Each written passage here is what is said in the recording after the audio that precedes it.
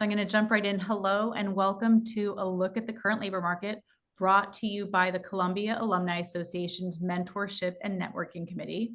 My name is Elle Littlefield and I'm a 2012 graduate of GS serving on the board of the CAA, and I also chair this committee. Co-chair Nicole Bullock. Our topic today is near and dear to my heart as I've spent the past 20 plus years in human capital as a corporate recruiting leader, a management consultant to Fortune 500 companies, and now I help candidates learn to master their job search with my own company, CareerWell. So today's event kicks off our new series called Next Chapters, Alumni Stories of Growth and Impact, which will bring you fresh insights each semester. And recordings of each of these events, including today's, will live on the CAA YouTube channel to serve as a library of on-demand resources. I apologize if I have a little bit of a video delay. I'm in what I like to call upstate Connecticut, and I think I'm somewhat weather impacted with my internet connection at the moment. I'm joined today by three incredible campus leaders dedicated to the professional success of our Columbia community. They work collectively across 3 of Columbia's undergraduate schools and 11 of our graduate and professional programs. We're tapping into the perspective of those who work directly with students and alumni on career development, who manage relationships with the employers who actively recruit at Columbia, and who help students and alumni respond to the rapidly changing opportunity landscape. Our aim today is not only to help you become better informed, but also to make you feel better prepared in your job search. So to start, thank you for sharing a bit about yourself when you registered. We had over 100 Columbians registered, 125 Columbians registered to join us today, with graduation years ranging from 1964 to 2029. So I love that. About 1/3 of our participants today are undergraduates from across all 4 schools, and 2/3 are from across our graduate and professional community. That is so wonderful. Welcome all. And lastly, before we dive into our panel discussion, a few select resources and upcoming events related to our conversation today. We're going to drop the links now to all of these events in the chat, and you can also look them up directly with the information here. Our next CAA webinar in this series is Pivots with Purpose, Designing a Career That Evolves with You, on February 18th, and features some supremely interesting alumni, including an alumni medalist, featuring my globe-trotting co-chair, Nicole Bullock. We also have a short video called Making the Most of Alumni Conversations. This is a collection of insights that helps all job seekers build up confidence, avoid common pitfalls, and capture some quick wins during networking conversations. You can find it on the CAA YouTube channel, and I highly recommend checking it out before your next event. And both the Center for Career Education and the School of Professional Studies Career Design Lab have an incredible roster of programming, and we're showcasing these 2 centers because they're the schools from where our panelists today hail. If you're a student or recent grad, you really have to visit their event homepages listed here for the full list. It's incredible programming. Of course, all of Columbia's schools are served by Career Center, so be sure to check out yours if it's not one of the 2 listed here, because there truly is wonderful programming across the board. And now on to our panel discussion. I'm so pleased to introduce our panelists. On the undergraduate side, Marissa Green is the Associate Director of Employer and Alumni Relations at the Center for Career Education, where she manages relationships with employers and alumni to support undergraduate students and recent grads. She works closely with employers to promote full-time and internship opportunities, while also advising students on career exploration. Welcome, Marissa. Hi, thank you so much. Hi. I'm very excited to be here. Thanks for joining us. On the graduate side, Diane Spizzero is not only the Executive Director of the Career Design Lab, but also a lecturer at Columbia School of Professional Studies.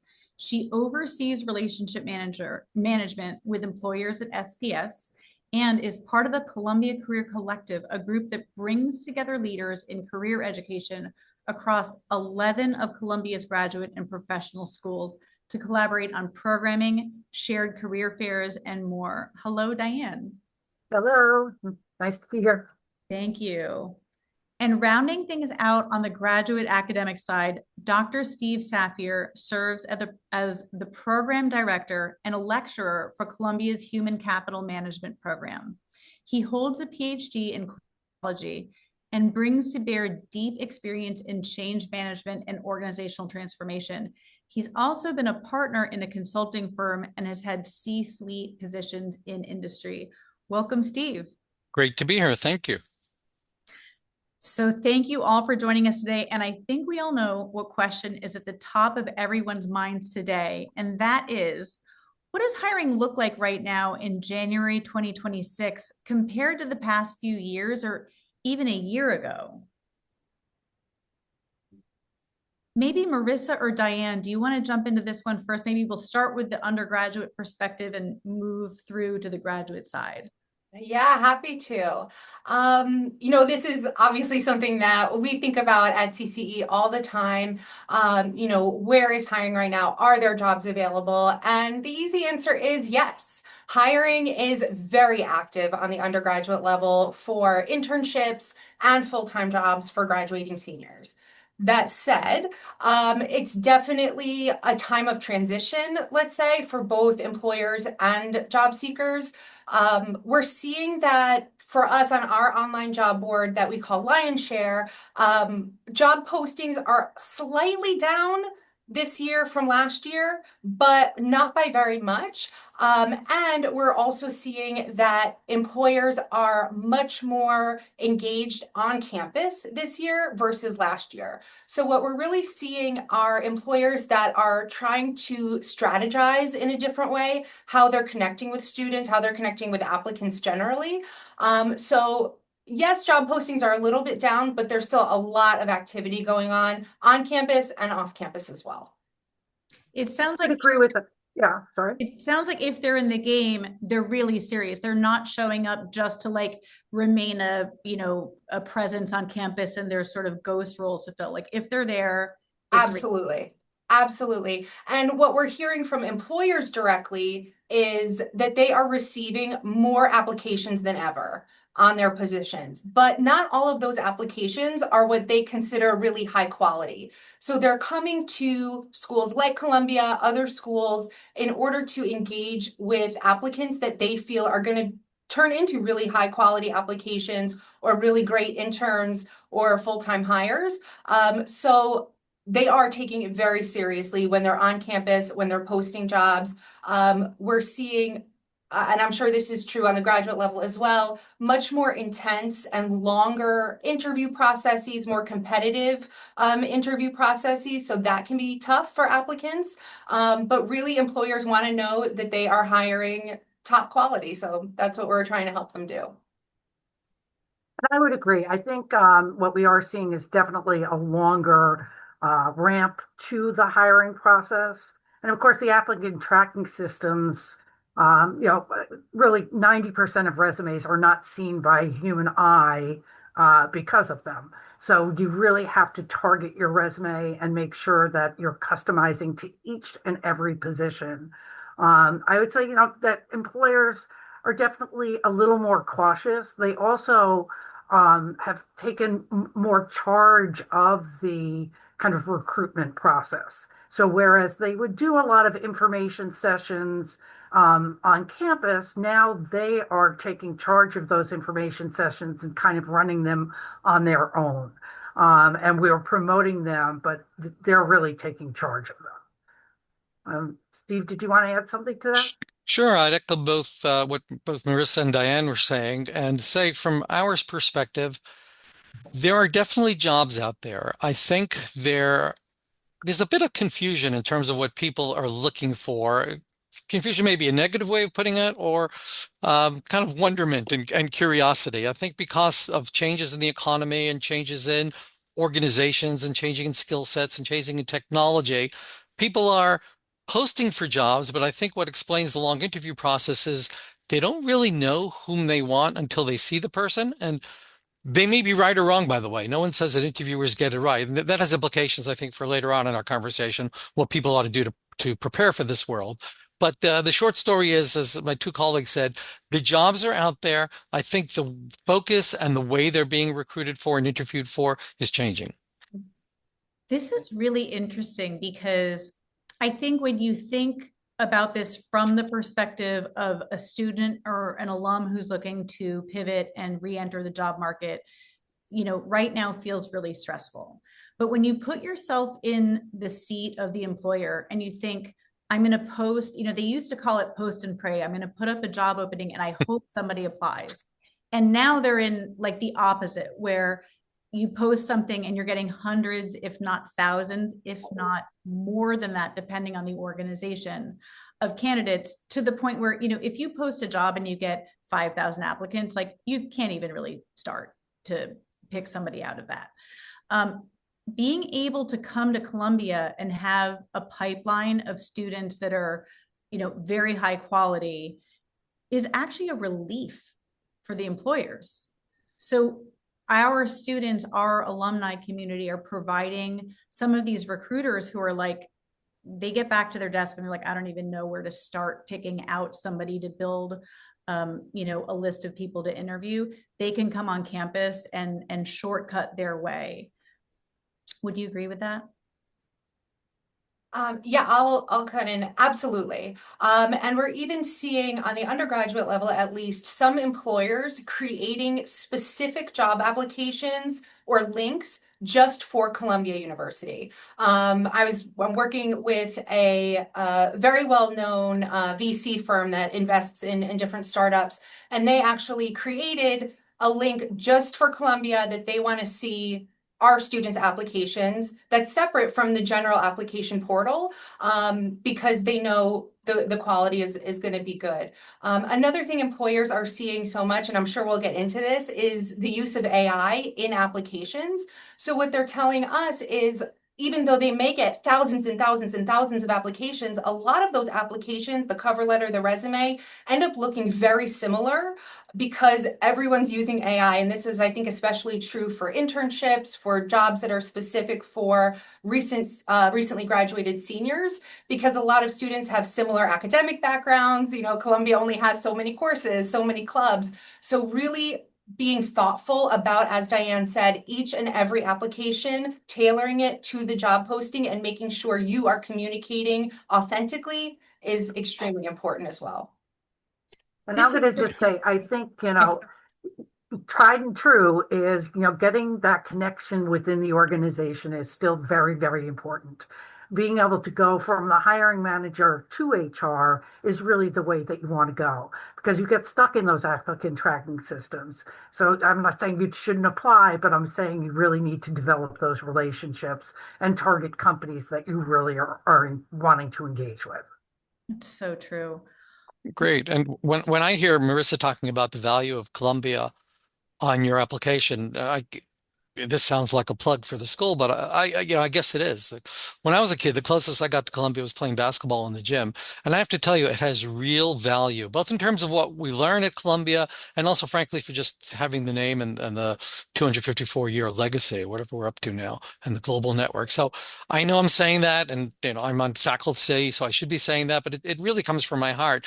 And where I'm going from that is, when you have that to start off with, I think both employers and employees are trying in some way to game the system or to kind of think about, well, what's really being asked and how should I position myself? And while that's all well and good, I echo what Diane Mercer said. It's really about being authentic and understanding what it is you're looking for and understanding what it is you bring to the table. We'll talk more about this, getting feedback on that message, but rather than try to figure out how do I hit the magical spot, I really start inward and think about all those things, where I am and where I'd like to go. And then to Dan's part, how do I get there? And it's not through an applicant tracking system for the most part.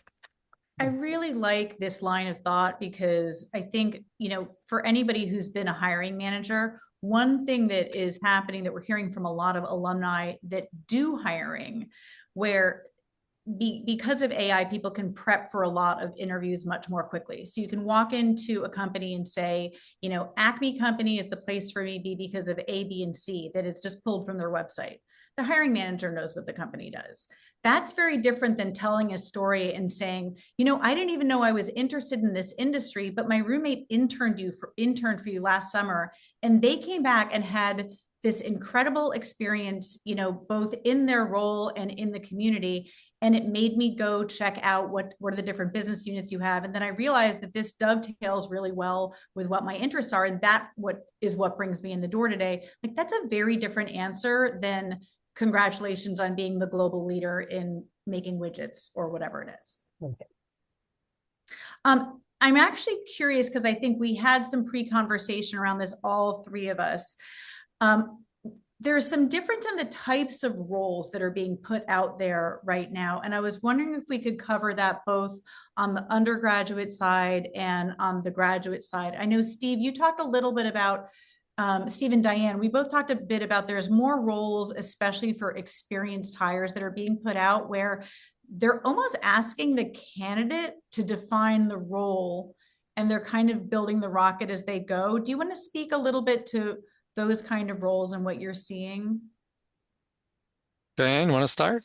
Yeah, I mean, I think what we are seeing is, you know, it's kind of, they're building, I mean, it's really about working with AI and technology, and being able to, you know, kind of drive and understand and create. I think, again, we've heard about AI and the disruption of kind of the new patterns of skills that they're looking for. So creativity is not something that AI can do. So being able to collaborate with the technology, and you know, kind of that's what I'm seeing, is really being able to get your hands dirty with technology and strategize from there. I'll throw it over to you, Steve. Thanks, Diane. Yeah, I think I have a three-part answer to this. I'll try to be concise. I think, the more sophisticated companies are the ones that will allow you to think about the role and will flex around you. There are still companies out there who just want you to fit a box. And that could be even on the executive level. And that's frustrating to a candidate, because when you go for an interview, you see the requirements, and you can think about, you know what, I could really do this, but a little bit differently. If you can get into a conversation like that, that both opens opportunity for you and almost qualifies you because you're showing some critical thinking. But I'd have to say that's a longer conversation and a little bit hard to get to all the time. AI and technology, absolutely. And again, from the employer and employee's perspective, where I think we're all trying to figure out what that means for organizations and for work and for jobs. But the constant, and this is something that we talk a lot at the School of Professional Studies about, and I talk a lot in personal coaching to our students and our alumni. It's this, I think, is the most valuable thing that people can do in all time. And I'll stand on the platform and say it. And that's it, be able to connect the dots. And what I mean by that is you come to an interview with a certain skill set and a certain level of experience, deeper or less. That's great. Understand what the organization is trying to accomplish and how your job contributes to that. We call that in our courses, we call that vertical alignment. It sounds like a jargon word, kind of is, but understand my line of sight to how I'm going. So you got to show up knowing what's going on in the business, what's going on in this role. And then the other is, at the same time, is this horizontal alignment. Understand what they're asking for, but start to think about what are other jobs on the team doing, and how do I connect between what I'm doing, say, in our world as a recruiter, with maybe what the talent management or the performance management or compensation person is doing. You know, if I'm in finance, I'm a financial analyst, says what's happening in budgeting and control. It's not that you need to be expert about that. Not at all. You need to be aware and show that you care about that. And that will distinguish yourself both on the application process, but also throughout your career. And there I'll hold. That I is would great. say this, just in the process, the recruitment process. One of the things I think that it's the prove it economy, I like to call it, where they do want to see portfolios or GitHubs or case write-ups, or that experiential learning where it's not just the theory, but how have you practiced this? So like being able to confidently show your work. Diane, on the graduate side, are you seeing the roles that are being hired for change a little bit, like a little bit more internships and things that are more nimble to get people's feet wet and in the door earlier, things like that? Well, yes, and I will say internship applications start much earlier. When you think about like even consulting, consulting is like starting the internship process for the following summer in April. So, you need to be April, May, starting to apply for positions that you're looking for an internship in the following summer. That So different this year than it's been in the past, or is that just sustained? it's definitely moved up. I mean, I think that, and again, I think it's because, as Marissa and I were saying, the process is longer. So they need more time to really find the class that they're trying to bring in for the next summer. So that we're definitely seeing as far as the internship application process is concerned.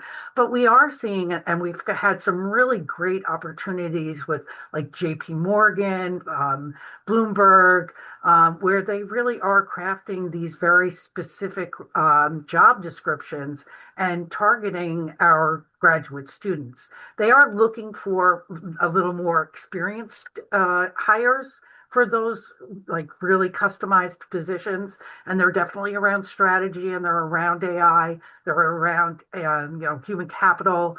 So they run the gamut, but they really are customized and specific to what they'd like to get out of those experienced hires. I know Marissa is going to have plenty to add here, and I just want to give a quick plug because Diane, what you're saying underscores something that is so important, which is if you're going to capture the full value of your Columbia experience, you have to be subscribed to the emails from your career center and you have to read them. To me, that was like my Bible. Like every week, I was like, I want to see what's happening because if you miss a resume drop date, you're not going to get the role. Right. What's even worse, you may actually get a courtesy interview if you have sort of a friend in the firm and you can spend all of your time going through hiring. And at the end, you will not get that role because you didn't make the drop date. And I've seen that happen like countless times. It's maybe not bad interview practice, but because we know that things are changing. And I think one of the themes is that this isn't just like we saw a shift and now this is what things are like. We're seeing sustained change. So if we have this conversation again in the fall or next January, things will very well may look quite different again. There is like just really be plugged into those dates. Okay, so Marissa, with that, I want to turn it over to you because I am really curious about how the types of roles that employers are bringing to our community have changed even in the last year or two. Yeah, it's a great question. I think on the undergraduate level, when we're looking at both internships and positions that we call early careers roles for people who are 0 to 3 years, let's say, out of their undergraduate program, you tend to see less flexibility than with more experienced hires. So the job descriptions are typically pretty set in stone. They're looking for a specific skill set. They're looking to work on a specific project. They need you to have what they're looking for. That said, they're typically focused on more future needs versus immediate needs. So when you're hiring an intern, yes, you need someone for those 10 weeks over the summer, but they're really thinking, what are we going to need 2 years from now when these interns are ready to work full time?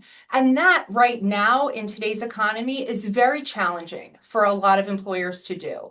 They don't know what they're going to need in 2 years. They don't know what skills are going to be in demand in 2 years, just thinking about how much has changed in the last 2 years, right? So we're seeing them look for very specific skill sets and also for people that have a long-term vision of where they fit within the ecosystem. So exactly what Steve said, having an understanding of what the work is within the organization, where the organization sits within the larger industry, where the industry sits as it relates to other industries, having some kind of understanding. You don't have to be an expert. Nobody's thinking that an intern, needs to be an expert, but having some kind of understanding of that and being able to communicate it is super helpful. I will also say that, and this ties into these really long-term recruiting periods, is for really competitive roles. So we're talking about roles in management consulting, finance, tech, the companies that so many Columbia students want to work for.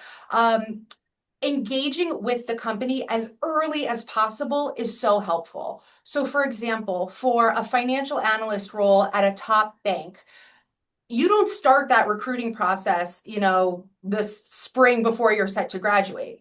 They want you to have been engaged really from freshman year, going to info sessions, reaching out to recruiters, going to coffee chats, networking with alumni, participating in, they might have a 3-day summit for sophomores, which leads to the junior year internship. And then they might only recruit full-time hires from the internship class. So there are a lot of benefits to getting started as early as possible. So I will say for any of our current undergraduate students or someone who's graduated from an undergraduate program, come reach out to us at CCE so you can get a sense of what these recruiting timelines are, when those resume drops are, when you're going to need to apply for things, because sometimes it's way earlier than you might expect. But we have all that information for you. So please come visit us at CCE. We're happy to help.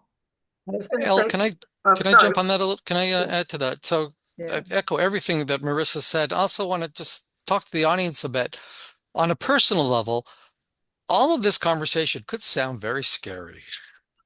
Uh, and when we have guest lecturers come to our program, our master's program, and we'll ask them about their careers, and they'll say things like, "Oh, I was working this job, and someone tapped me on the shoulder, and then I got to the next job, and someone," and it all sounds so easy.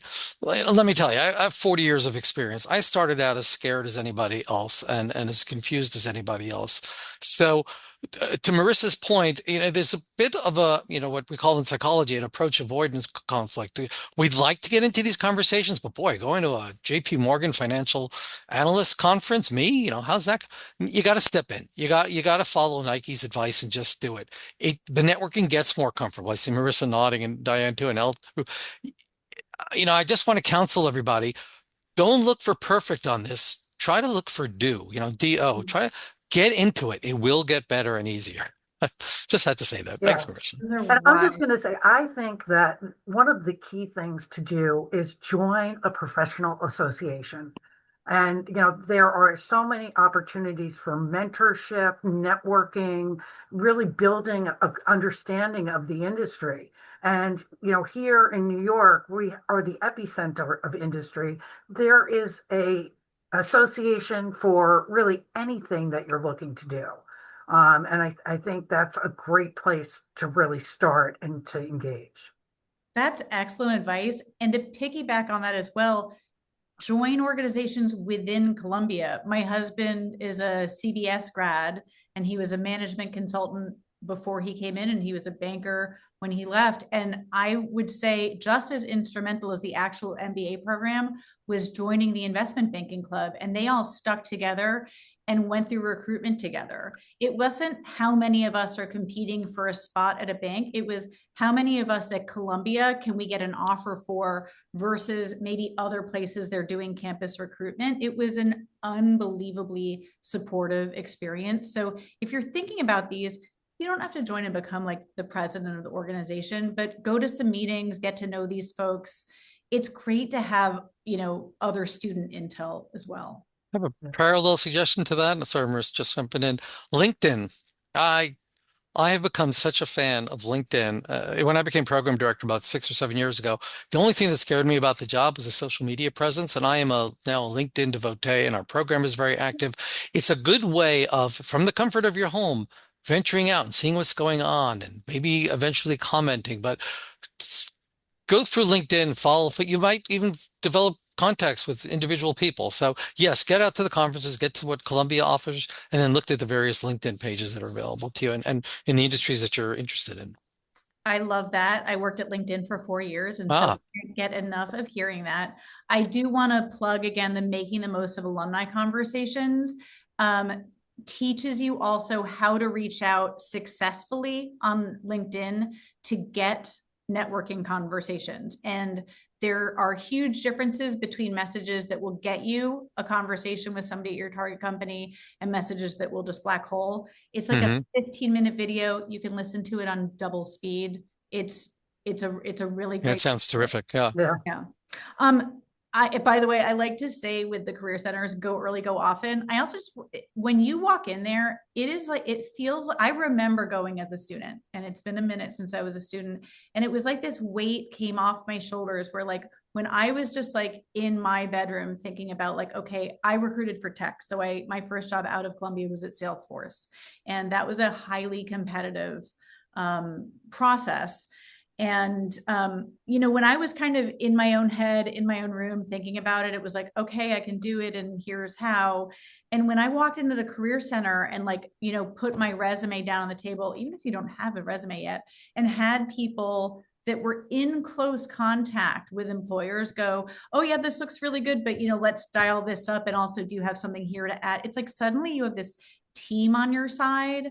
And also, did you know we have some, interview prep coming up that's specifically geared towards tech, not investment banking, not management consulting, not nonprofit, but tech. Like, it's such a relief this is basically one long commercial for our career center. And for like, congratulations, you're at Columbia. But it's true. Steve, it's so nice that you said that about the value of the Columbia community. I also do want to say on the flip side, sometimes I'm sure we've all spoken to students that kind of go, well, I'm at Columbia, a job is going to come my way. And they kind of walk across the graduation stage, like, now I'm going to start. And it's not the winningest strategy. These are not the people. I'm not saying like all hope is lost. Listen, if something happens and you're not able to recruit until the last minute or what have you, yes, we can step in and help you. But the winningest way to do it is go early, go often. I'm going to say, especially for the graduate level student, because graduate school is a max of like 2 years. You really need to be coming in the door and prioritizing both the academics and the career process, and working with the career center early and often. Before we get to like the meatiest question that we all discussed earlier, which has to do with like the advising side, there's just one thing I want to clarify before we move there. And so, Diane, you were mentioning like for management consulting, like this spring, people would be looking to hire people for like summer of 2027. Am I getting that right? Yes. And so if they're a graduate student, they would be getting an internship rather than a full-time offer after they walk. Is that true in some industries right now? In some industries, yes, but actually with our office, we actually connect with our incoming class in the summer. So we start in July. We have pre-orientation requirements so that they're ready to meet the marketplace before they sit down in their seats. And does that also apply to working professionals who may be doing a part-time, like taking 3 or 4 years to do a program? Yeah, I think that recruitment process is different. And usually they're not looking for internship. We have a lot of mid-career professionals that are pivoting or looking to, accelerate even within their own organization. So, executive coaching for those mid-career pivots and the executive, C-suite searches is definitely different. And so we would take a different approach to that. Thank you for clarifying that. Marissa, have you seen that huge of a shift in terms of resume drop deadlines? Like if somebody's looking to be a summer 2027 intern let's look at management consulting and banking, that's okay. When are the resume drop dates for those two cohorts? Yes, that's a great question. We are also seeing much earlier recruiting processes. I will say take all of this with a huge asterisk, a huge grain of salt, because it can always change. It can also depend on the organization. It has to do with how ready they are to post jobs. It has to do with a lot of different factors. But yes, generally we would see if you're looking for a summer internship in summer of 2027, some of those for consulting, for finance, some of those resume drops are happening now. Some have already happened. For certain roles, certain organizations, they're already thinking about, I hate to say it, summer 2028. They're already looking through freshman classes to see who has expressed interest for junior year internships or even for full-time roles after they graduate. This is not across the board in every industry by any means. But in certain industries, for certain huge global organizations with massive internship programs, massive early career hiring, they're already starting to think about it for 2027, 2028. That said, you're not too late if you haven't submitted your resume for next summer, or if you're still looking for an internship or a full-time job for this summer. You're not too late. You're not out of the running. There's still a lot going on.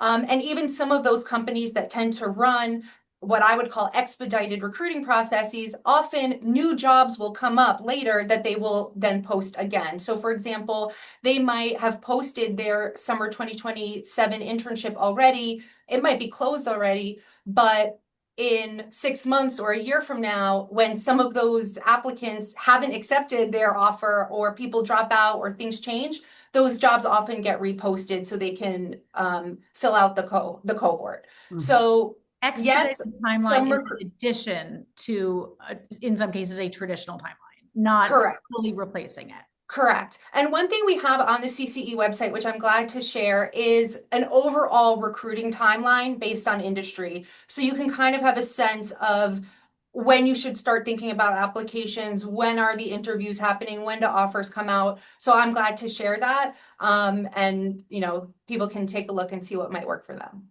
That would be wonderful to share that. Do you still see on the whole, let's say you are a freshman, you're walking on through the beautiful gates onto our campus in the fall, that, it used to feel to me like, whoa, oh my gosh, if you're looking at finance or consulting, the resume drop is going to be like within the first month or two to look at a summer internship for, 9 months from now. That's still one of the typical timelines that you are seeing running, right? That's not completely blown up at this point.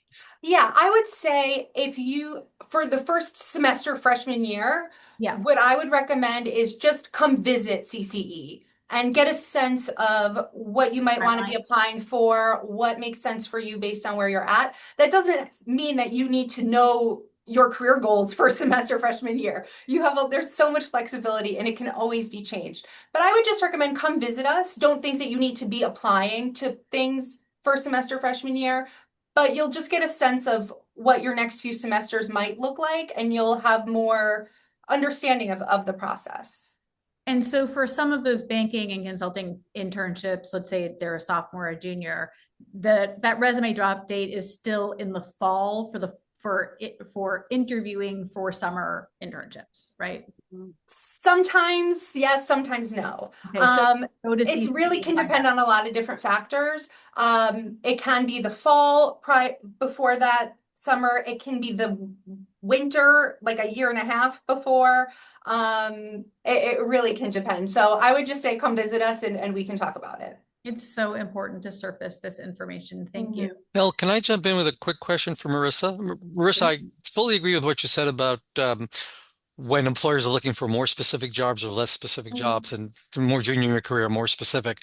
Is consulting still have a little bit of a wider lens where they may not be looking for specific backgrounds, but more people can get it done?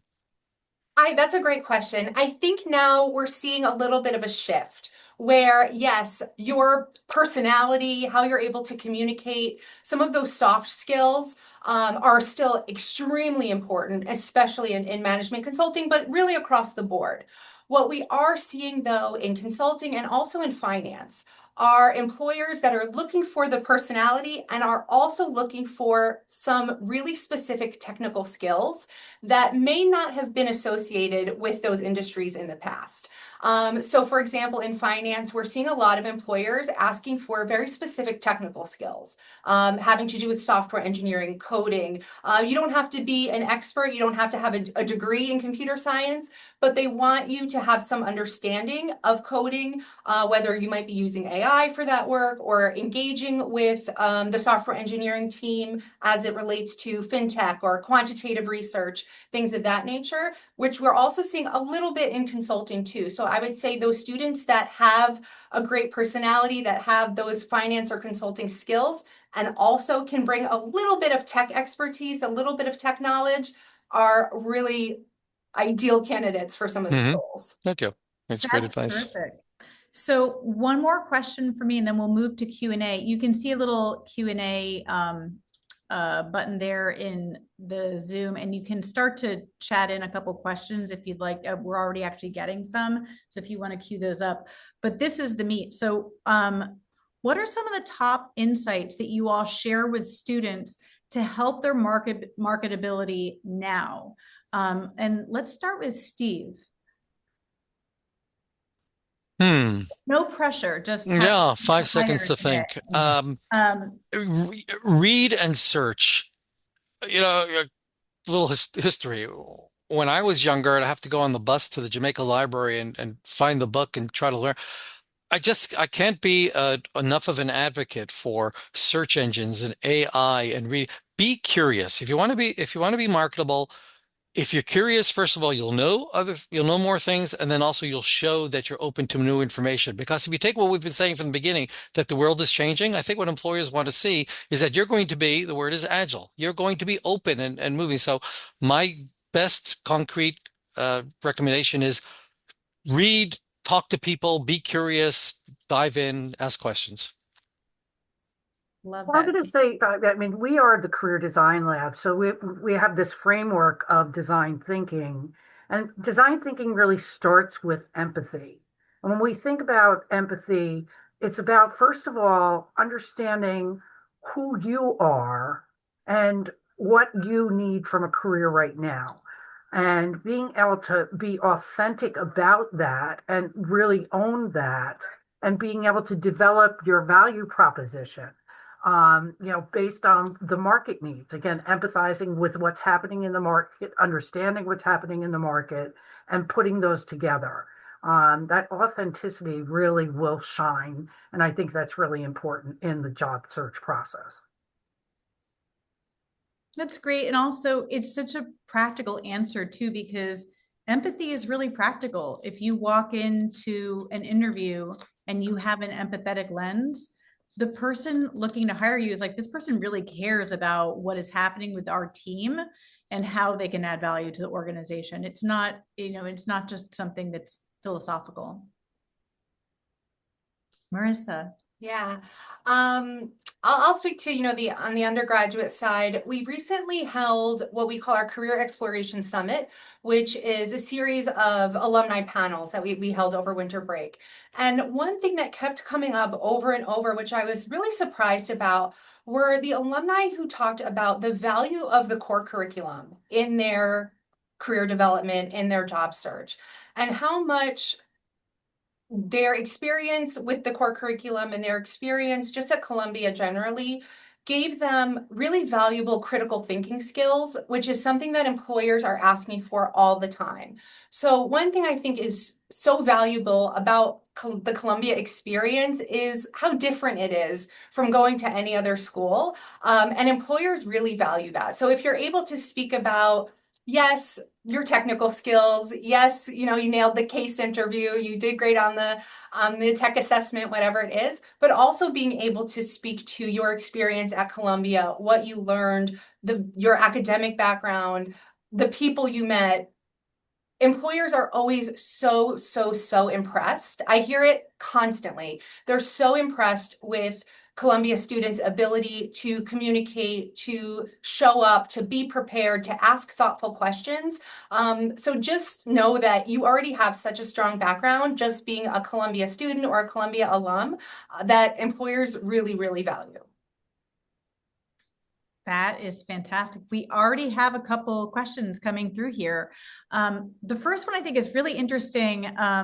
How do employers perceive PhD skill sets in terms of whether they're suitable for entry or mid-level hire? And I would just expand that a little bit to be PhDs and other people that are bringing to bear, deep experience. Maybe Diane and Steve, maybe this is a question for you. Yeah, and I'm just going to say, we have a good number of international students that are looking to get into the marketplace and have, several years of experience and do step back to really do an internship here in the US. I think, they are looking to get that global experience. And again, I think it's really important that we're working on targeting specific organizations in that search process. But we have had success in people taking, with years of experience, stepping into an internship to kind of round out their experience. Steve, do you want to add to that? Sure. I think the two-word answer is it depends. There are going to be some organizations that won't consider you because they don't understand why a PhD would want an entry-level job. I think the sophisticated recruiter and employer is going to want to know something about your background and value the fact that you've put in the time and that you have the critical thinking skills and you've learned something about a discipline. So, part of the answer is what discipline and how does it apply to what you're doing. But let's say you're in a not unrelated discipline. If I were an employer, I'd be very interested in you because I know that you've proven yourself. There's so many characteristics that we can go through that you've demonstrated already that I don't have to interview for. So I think there's a lot of opportunity there is the short answer, depending on the employer. Marissa did something. I see you nodding. Anything?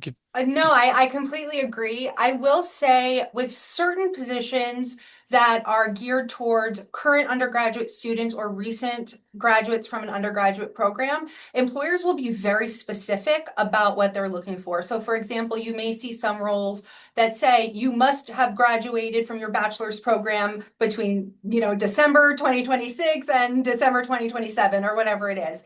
Typically, when a job description says something like that, they're often, not always, but often not as flexible. So I would keep an eye out for things like that just to know which positions might be worth applying for when you do have a PhD or you do have some more experience than the job description might be looking for. I think it sounds like it's potentially kind of optimistic that in the undergraduate center for career education that you are seeing roles without a hard cutoff there, meaning that there could be some flexibility there.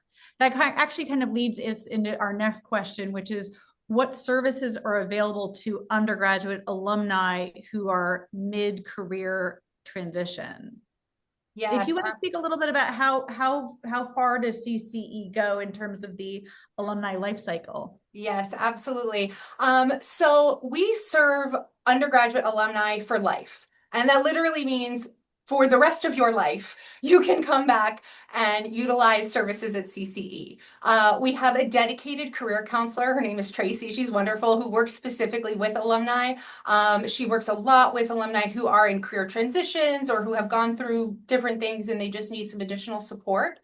I will say, though, that at a certain point in your career, you may find that coming back to your undergraduate career center is valuable, and other times you may find it's not as valuable, and you might want to do, connect with other services on campus, other resources. For example, a lot of the employers that come to us with positions are looking for interns or very recent graduates. So if you are 5, 10, 20 years out of your undergraduate experience here, you might not find positions posted online share that are appropriate for you. That said, we still will help you find resources that do work for you. So I will say if you are an alum from an undergraduate program and you're looking for some career advising, you want to talk to someone, you want to have an understanding of what resources are fully available, please make an appointment with us. We are happy to help for your entire life.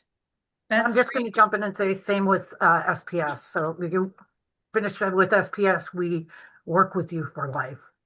That's wonderful. And I think, one thing that I hear people just out in the field say all the time, especially career changers, if they've been at the same company for 5 or 10 years, is they may actually just want a resume review. Like, I haven't written a resume in a decade. Can they bring it to CCE for a second eye on, like, yes, this is what a resume should look like now?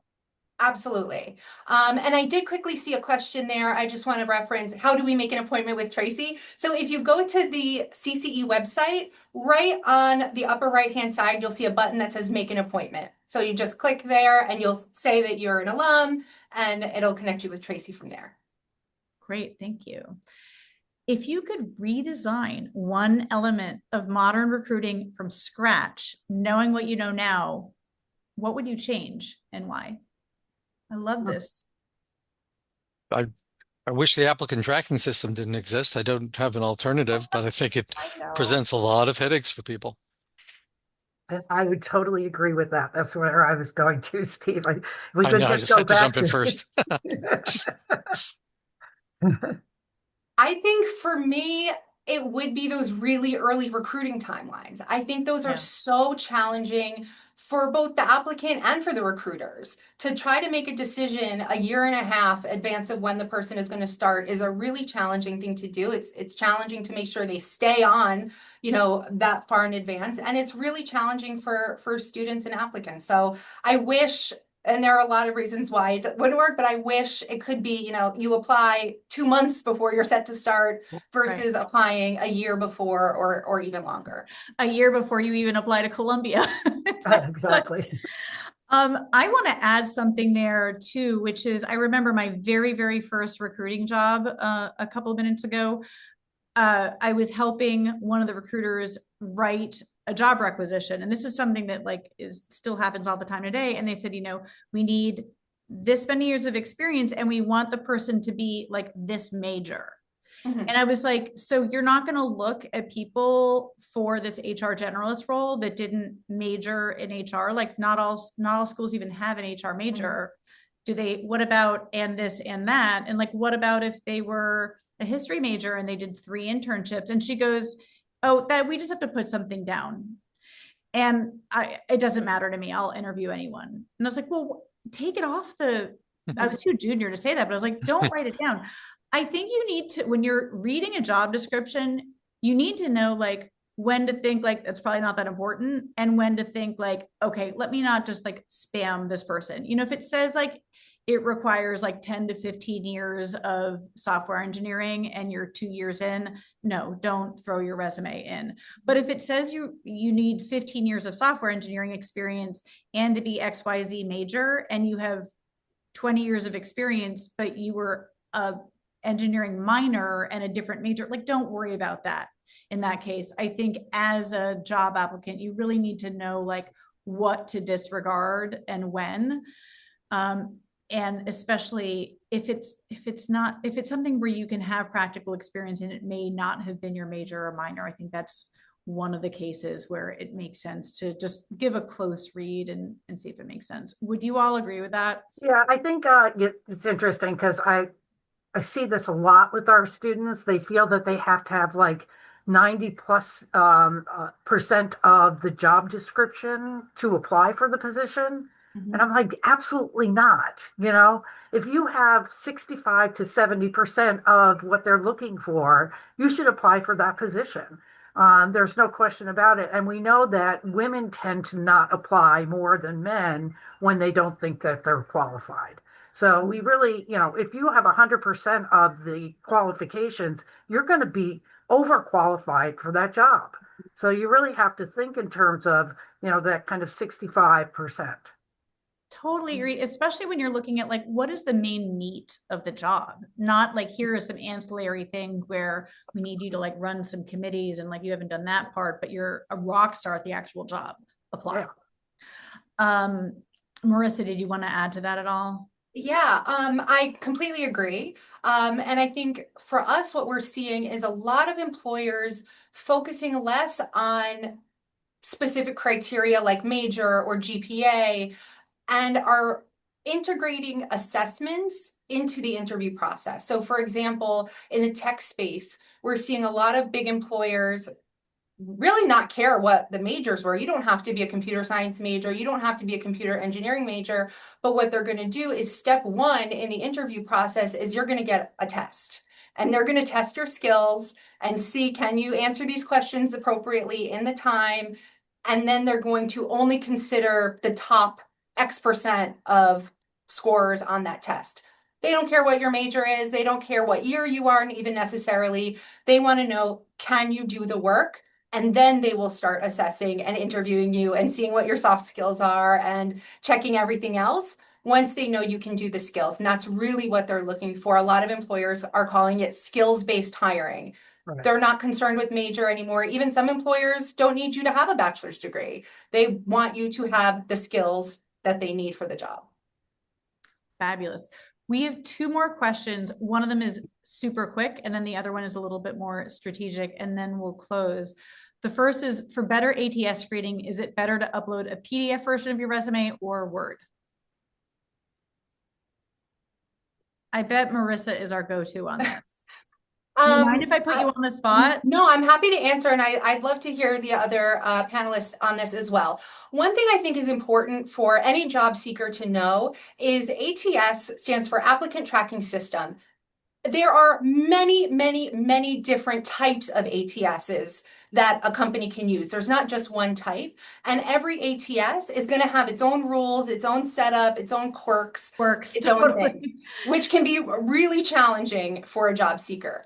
That said, my number one piece of advice is to follow the instructions on the job description. That is exactly what you should do. It might say submit a PDF. It might say submit a Word document. It might say submit through this link. It might say submit via email. It might say do the subject line in this way. It might say it can only be this long. I mean, they will have different suggestions, restrictions, directions for how to apply. Follow the directions.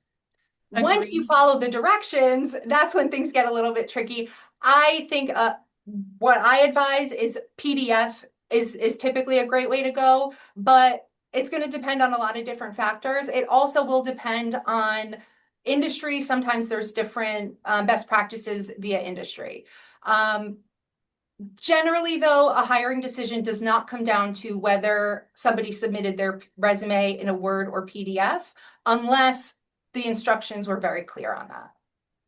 I think I would that's agree with you. I would say the other thing is that there are some applicant tracking systems that don't read graphics. So like if you're using a line, it will like not read anything that's under that line. So it's unfortunate. I just would say, you know, don't necessarily do templates either. That those can be misconstrued by an applicant tracking system. And I would go with PDF too. 100% agree. I think it's safer to PDF just because then nobody is editing along the line. I just think of that as sort of a data protection issue. Yeah. So actually we are now at a minute before. We've got one last question that maybe we can give to Steve, if you don't mind closing us out. Do you have, and Steve and Diane, do you have any advice for someone with many years of experience trying to change careers? Sure. Talk to people in the industry and or the company that you're trying to get to, because they'll help you make that connection in your mind and make the connection among people. So get out there and talk to people in your target world. Informational interviewing is key. Understanding what's happening in the industry, what skill sets they're looking for, and getting that experience. And you know, it really is about that experiential experience to be able to transition your skill sets. And actually, because Marissa, you work closely with GS students, obviously near and dear to my heart, would you also weigh in there as well? I don't want to exclude you. Yes, I completely agree with what the other panelists said, and I do want to also plug some programming that we host at CCE. We don't just host recruiting events with employers, we also host a lot of networking events with Columbia alumni. So I think these are great ways to meet Columbia alumni, to network in kind of a safe environment if you're a little nervous about networking, and talk to people in the industry, talk to people who have changed careers, who have gone through what you're going through. All of it's on the CCE website and the link that Elle provided, but engaging with the Columbia network and other networks that you have available to you, I think is a great way to go. Excellent. Well, as we wrap up, on behalf of the Columbia Alumni Association, thank you all for joining us today. We hope you're leaving this conversation feeling better informed about the opportunity landscape and better prepared in your search. We wish you all the best, and we look forward to connecting again soon. Thank you. Thank you.